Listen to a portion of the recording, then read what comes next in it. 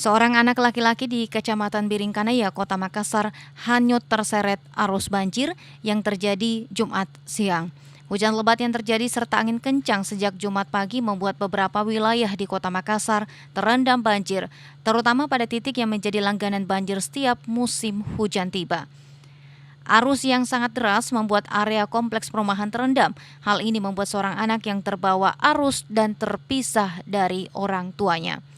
Video viral dari ibunda korban melaporkan bahwa anaknya terseret arus saat seluruh warga di kompleks perumahan Green Sudiang, Jalan Poros Asrama Haji, berupaya menyelamatkan diri keluar dari area perumahan yang saat itu mulai terendam dengan arus yang sangat deras. Dalam video tersebut, ibu korban mengatakan 2 orang anaknya sempat hanyut saat pulang sholat Jumat. Adik korban berhasil diselamatkan oleh warga, namun kakaknya terbawa arus air setinggi leher orang dewasa dan hingga berjam-jam belum ditemukan. Assalamualaikum, minta tolong kok Pak, Bu, kami di lorong masuknya asrama haji, tepatnya di Green Sudiang Residence, berhadapan dengan perumahan apa? Tirasa. Anakku hanyut.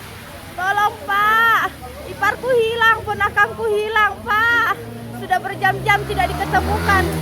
Air tenggelam sampai leher Pak. Adiknya selamat. Adiknya diselamatkan warga. Kakaknya hanyut pulang sembahyang Jumat. Tolong Pak. Tolong Pak. Tolong. Kalau ada bisa tim SAR ke sini Pak, segera Pak. Tolong anak. Setelah video tersebut viral, tim Basarnas bersama BPBD Kota Makassar langsung terjun ke lokasi untuk melakukan pencarian dan korban hanyut pun di Kecamatan Biringkanaya akhirnya berhasil ditemukan dengan selamat setelah terbawa arus yang deras. Ira, Fajar TV dan Fajar Radio melaporkan.